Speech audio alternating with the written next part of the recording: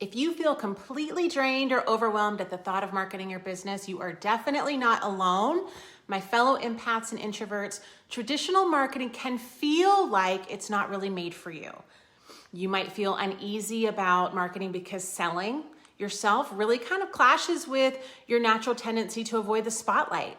We're worried about what other people are thinking about us. It's not so comfortable to show up as we are. I have spent more than 20 years in more traditional marketing spaces, creating strategies for clients in nearly every industry vertical you can imagine. And what I know for sure is that empaths and introverts typically need a few tweaks on those strategies. In this series, I'm going to show you exactly how to create a sustainable marketing plan that not only feels comfortable and authentic, but also moves the dial in your business. Most marketing advice tells us to hustle, be everywhere, promote ourselves constantly, and that kind of approach, I think it's draining for anyone, but especially for empaths and introverts who might thrive more on depth, connection, and being really intentional with the energy they put out. And with so many people on platforms like TikTok, Instagram, YouTube, the rise of AI tools like ChatGPT, the game has completely changed. The good news is now more than ever, it is a great time to be marketing as an introvert or empath because the rules are changing in our favor. My favorite shift that we're seeing in the marketplace is niching down if you prefer to say it that way. There are so many people online these days that generic advice about your area of expertise is not going to cut it. People want very specific, tailored content that speaks directly to them on a deeper level. And this shift is perfect for empaths and introverts because we excel at understanding people's needs and meeting them on that deeper level. So now is the time to stop trying to appease everyone with our content so we can be unafraid, to lean into a very specific topic of expertise or even a very specific audience. If you are a personal trainer, you can probably help most people in some way, but if your favorite population happen to be, new moms, perimenopausal women, children, now would be the time to carve out that niche for yourself. You could get fewer followers, but the ones that you gain will likely be more engaged and more ready to purchase from you. The key shift that I made in my business, which has probably had the biggest impact on my comfort level in putting myself out there, was thinking of marketing not as self-promotion, but as an act of service. So providing value to people who need what I have to offer. We're not shouting into the void or just promoting for the sake of being seen. You're serving your audience by helping them solve problems. You're inspiring them or teaching them something new. So instead of feeling like you have to constantly push your products or services, focus on how you can provide value to your audience. What can you share that solves a problem for them? When we reframe it in this way, it stops being about us and it becomes about them.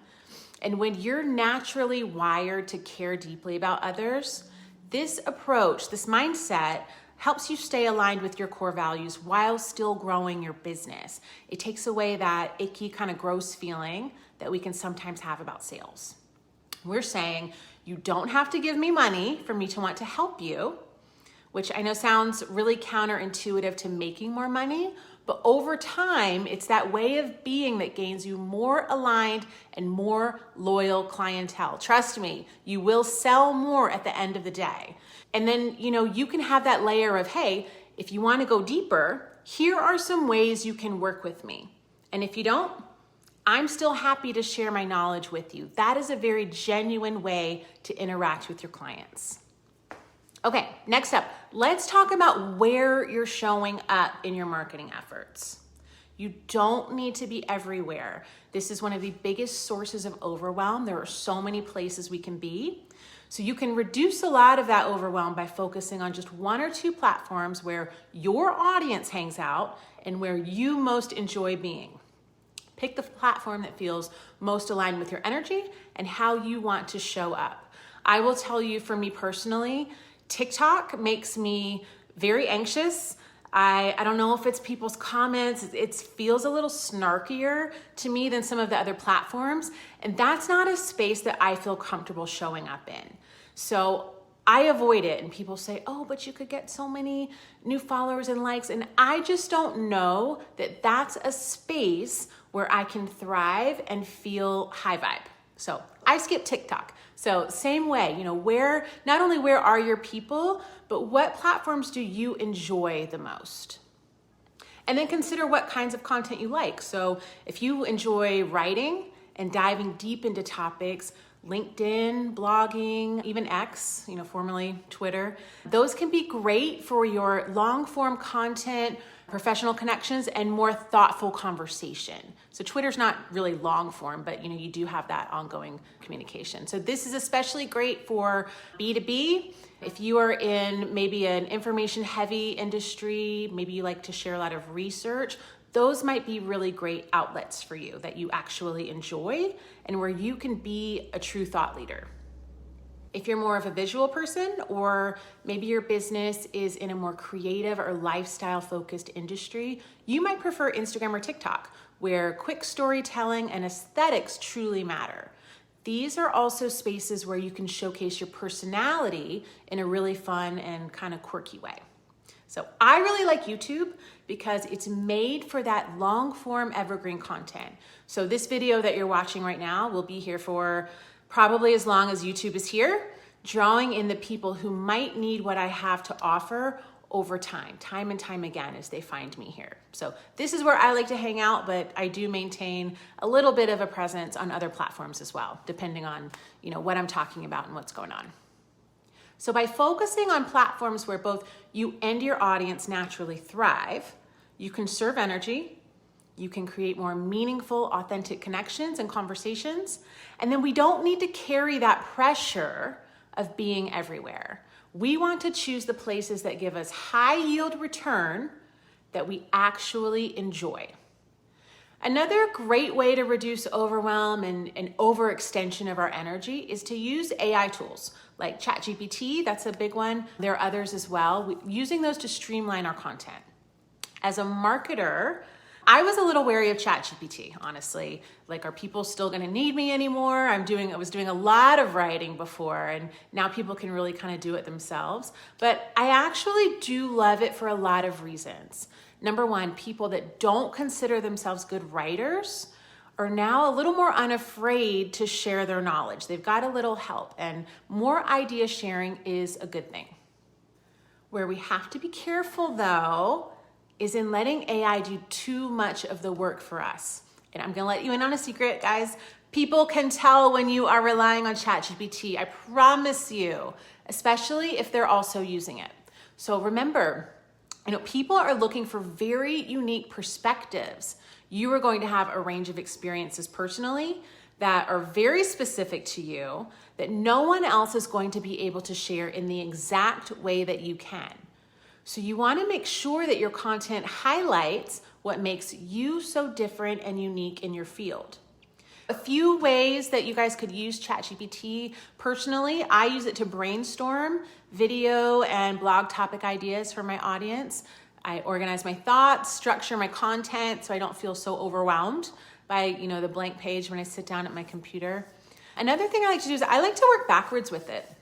So sometimes I'll just voice memo my thoughts on a certain topic, or I'll kind of answer a question just verbally.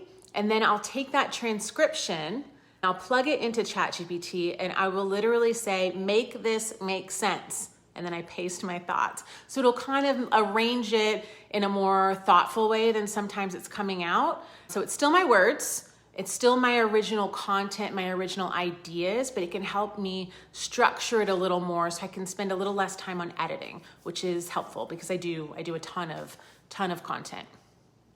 The key here is to use AI as a support tool. While ChatGPT can help you draft content quickly, you bring the heart, you bring the empathy and the personal stories that will resonate with your audience.